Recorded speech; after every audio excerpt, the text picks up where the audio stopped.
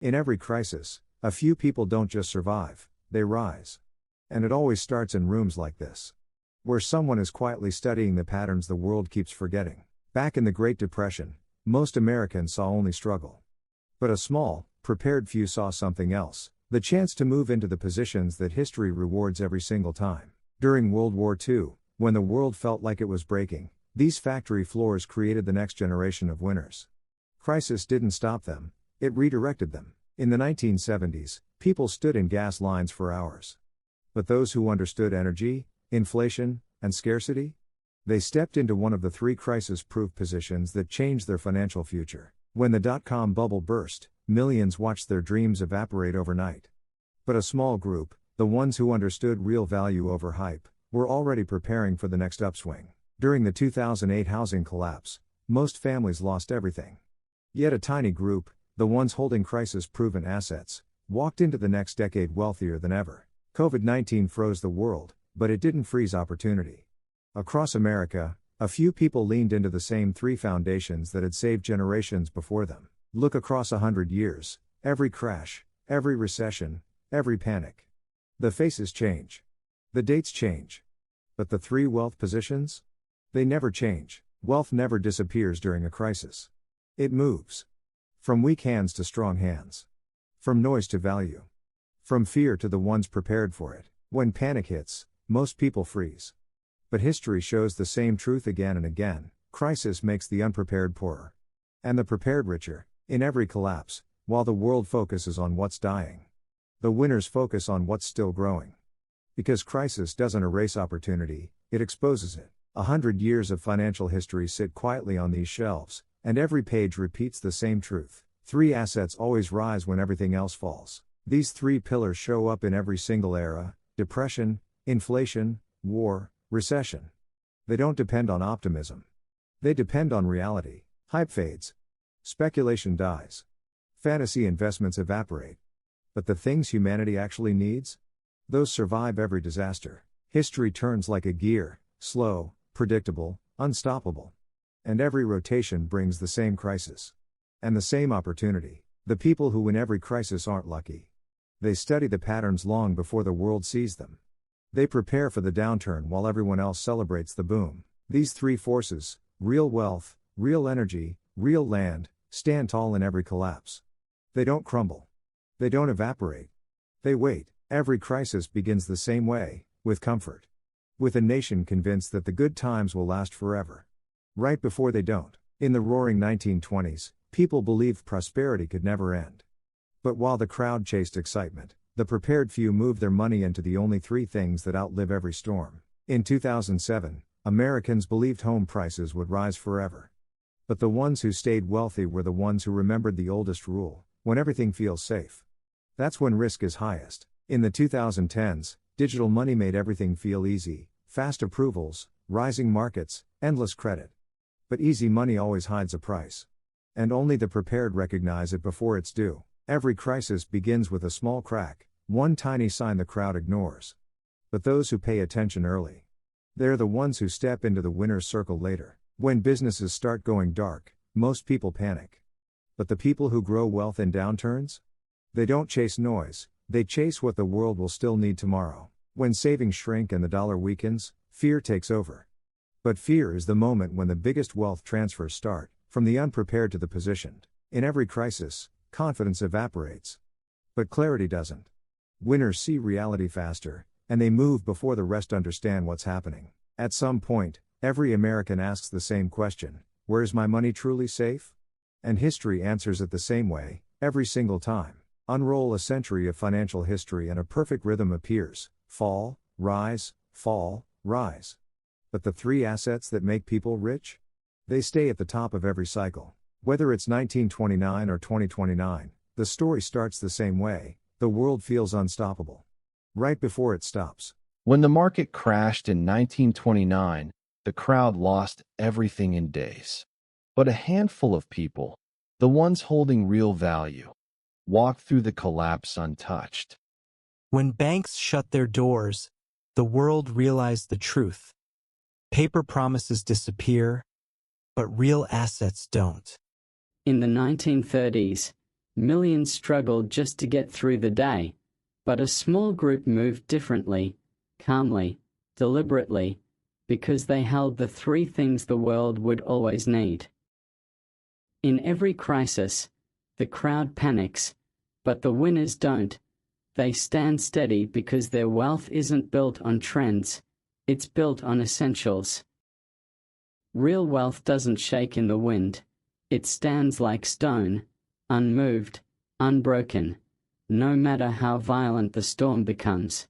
When panic hits the markets, fragile assets crumble first, but the things that truly matter, the things tied to survival, stay standing. Crisis doesn't kill every opportunity, it reveals the few that burn brighter, the assets that grow stronger when everything else falls apart. For 100 years, these three forms have risen out of every disaster: depression, inflation, recession, pandemic. They never fail. When America recovered from the Depression, the pattern didn't disappear, it simply waited, until the 1970s brought the next shock. Inflation exploded, prices soared, families struggled, but the people holding real energy and real value? They became the winners of the decade. When the stock market collapsed again in the 70s, history repeated itself. Hype investments died, but real assets surged. As the dollar weakened, the message was clear: paper money loses power, but essential assets gain it. When oil prices exploded in the 70s, most Americans saw crisis, but the ones positioned in energy saw something else: the kind of wealth shift that happens only once every few decades. In the middle of soaring inflation, one truth became undeniable: when the world burns, real value doesn't panic, it shines. And just like that, the cycle reset. The 1970s ended, but the pattern didn't. It simply waited for the next generation to forget. When the dot-com bubble burst, trillions vanished overnight, reminding the world again that hype rises fast and dies even faster. Companies that once felt unstoppable disappeared in months, but the people investing in real-world essentials, they barely felt the shock. While the tech world collapsed, the same three timeless assets remained untouched, proving once again that real wealth lives outside the hype cycle. In 2008, even the biggest banks fell, but that's the rule of every crisis. What's built on debt collapses, what's built on value endures. Millions of families lost their homes, not because they were careless, but because the system cracked beneath them, and only those holding crisis-proof assets stayed afloat. The global economy froze, credit died, and markets fell silent. But for the prepared, this was the moment opportunity finally took center stage. After the dust settled, only three things stood tall, the same three that had survived the Depression, the 70s, the dot-com crash. History was repeating itself perfectly. When COVID-19 hit, markets collapsed faster than anyone imagined. Trading floors emptied, charts bled red, and panic spread almost instantly. In that moment, fear circled the entire globe. But just like every crisis before it, that fear pushed people toward the same three places they always run to when the world feels unsafe. Look at any chart from the past 100 years. Every crash, every recession, every shock, these three essentials rise every single time. Time keeps reminding us. Another crisis always comes, not because the world is broken, but because the pattern is built into the system. And every time the world reaches that turning point, a few people step back and ask the most important question: what actually survives? The first answer, the oldest answer, is gold, the world's insurance policy since the beginning of civilization. For thousands of years, no matter the empire, no matter the war, no matter the crisis, people trusted one thing: real, tangible gold. Long before Wall Street existed, long before banks, Long before the US dollar, gold was the backbone of trade and survival. Even in the earliest markets, gold represented stability. When goods changed, when kingdoms shifted, when currencies died, gold did not. In every era, in every culture, in every crisis, gold stayed valuable because it isn't a promise, it's a possession. Gold has always been the world's safety shield, the one asset nations and families run to when everything else becomes uncertain. No matter the decade, depression, inflation, recession, or pandemic, gold moves in one direction when fear rises, upward. In the Great Depression, when banks failed and savings vanished, gold didn't just survive, it gained power. When paper assets collapsed across America, $1 of gold suddenly bought what $5 had bought before. People didn't reach for gold because it was shiny, they reached for it because they knew it couldn't be printed, hacked, or defaulted on.